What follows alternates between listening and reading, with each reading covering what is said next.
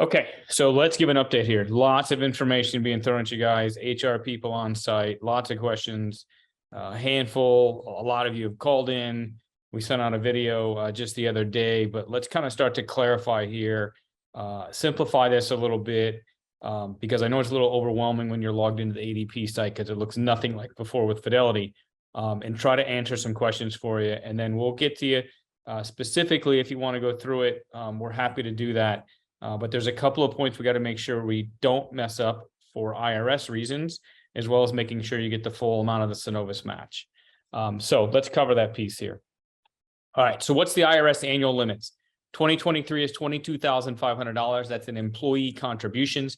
If you turn the age of 50 this year or older, you are allowed another $7,500 in what's called a catch-up amount. That's a big thing here where Cenovus is handling that catch-up different than Fidelity. So you've got to factor what you put into BP for 2023 into these amounts. So just because you can put in 22.5, you can't do 22.5 with Cenovus. It's 22.5 for what you put into BP and what you will put into Cenovus. You have to have at least 7% going into Cenovus to receive their match. So what to watch for? If you put too much into your 401k pre-tax or your 401k Roth, and those two combined, you could end up having to reduce your contributions at year end, and therefore you wind up below 7% and you won't receive the Cenovus match. Contributions to the 401k after tax do not affect these numbers. Those are not played into the IRS limits.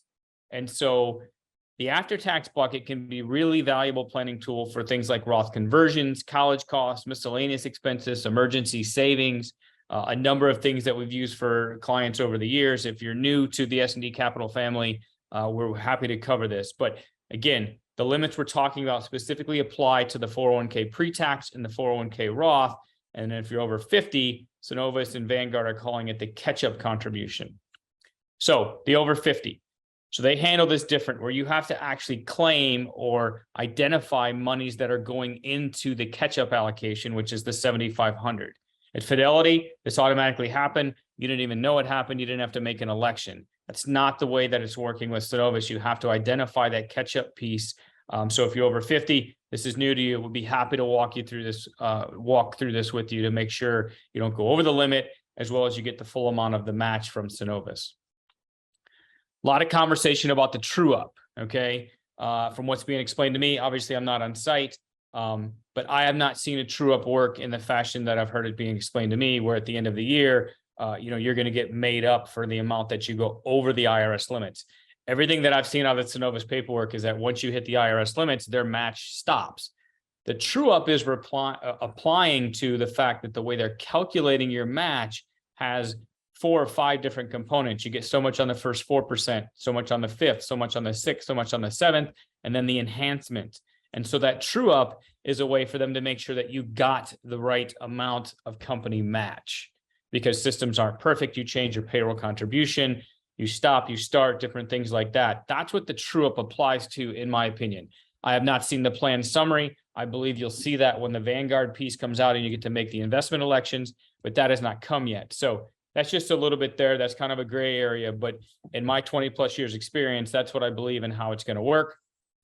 Let's walk through an example here. So 22,500 on the right side of my chart here. Let's say I'm not age 50, so I get nothing in that column. I look at my BP pay stub that I had to set up my separate ADP login.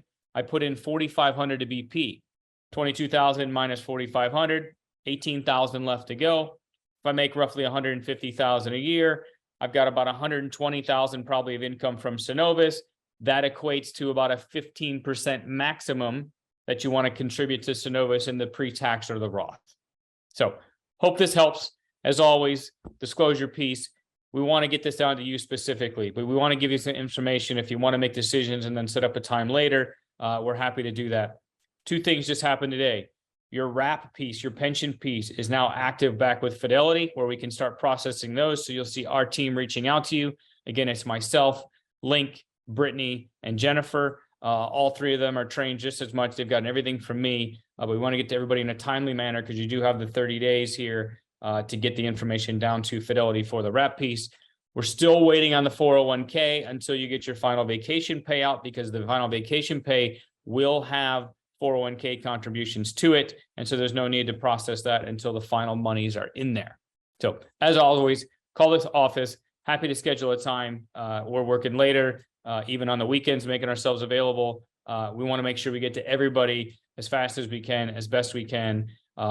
Second piece is towards later summer, the fall, we're going to go back through everybody and see what you've gotten in for the year, recalculate your BP, and make sure that you don't go over for the IRS piece, and make sure that you get all of the Cenovus match. So with that, here's your latest update.